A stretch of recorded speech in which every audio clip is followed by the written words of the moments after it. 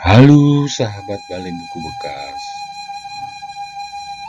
Jauh sebelum menjadi Menteri Luar Negeri Republik Indonesia yang ketiga selama 1947-1949, Agus Salim pernah berkelana selama 5 tahun di Arab Saudi. Banyak pengalaman dan ilmu ditimbanya di sana, yang kemudian menjadi bekalnya dalam kehidupan dan perjuangannya di tanah air. Lelaki yang kemudian dijuluki Grand Old Man alias kakek tua pada kancah politik nasional ini sempat menikahi gadis Arab di sana, padahal ada gadis lain di kampung halamannya yang menunggu di pinangnya. Kisah ini dikutip dari halaman 9-12 buku Haji Agus Salim, Karya dan Pengabdiannya, yang ditulis Mukayat serta diterbitkan Direktorat Sejarah dan Nilai Tradisional Departemen Pendidikan dan Kebudayaan pada 1985. Beberapa sumber lain memperkaya kutipan tersebut.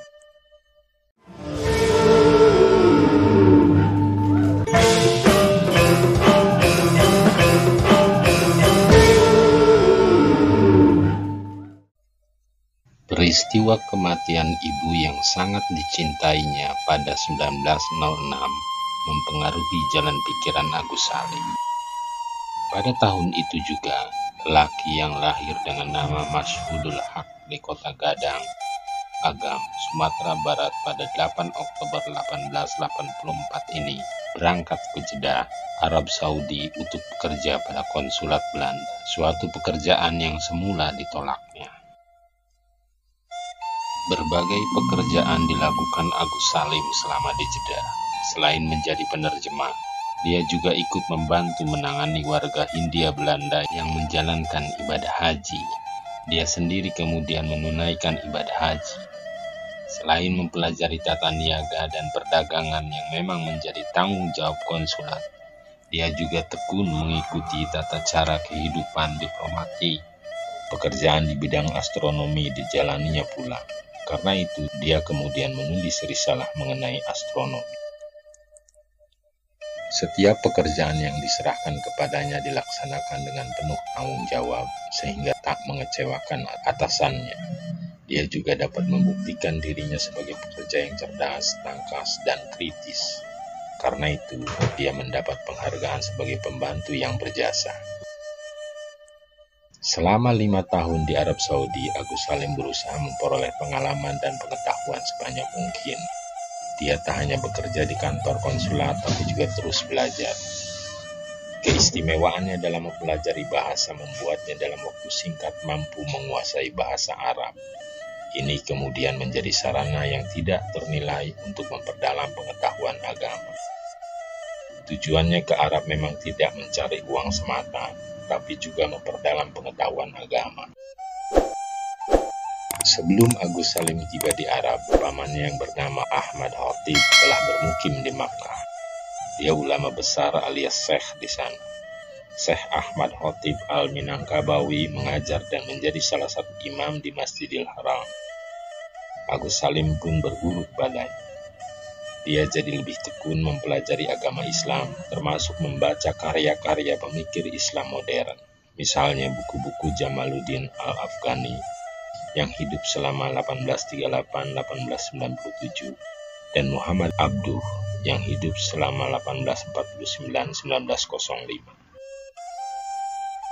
Selama 5 tahun bertugas di Jeddah itu, Agus Salim sangat sibuk dengan tugas kantor dan kegiatan lain, termasuk menghadiri pengajian di Makkah ketika libur.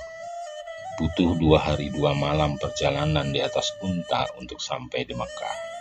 Kesibukan tersebut akhirnya membuat tubuhnya tak berdaya. Dokter memvonisnya sakit parah, kritis. Dokter yang merawatnya menyarankan agar ada sosok yang mengurusinya secara intensif. Dari sini muncullah nama gadis Jeddah, Ummu Zat Saferiyah. Cantik, cekatan, dan perhatian. Agus Salim mengenalnya, lalu memintanya untuk merawat dirinya. Namun, pemerintah Arab Saudi tidak mengizinkan, kecuali setelah mereka menikah. Agus Salim laksana menghadapi buah si malakam. Harapan sembuh dari sakit dengan perawatan prima atau mengkhianati kekasihnya, Jainatun Nahar al-Matsir, di kampung halaman. Setelah meminta pendapat para gurunya, Agus Salim menikahinya, lalu sembuh. Mereka dikaruniai bayi perempuan, tapi hanya bertahan hidup 2 bulan. Pada 1911, Agus Salim dipindahkan ke Batavia. Sayangnya istrinya menolak diceraikan atau diajak ke Batavia.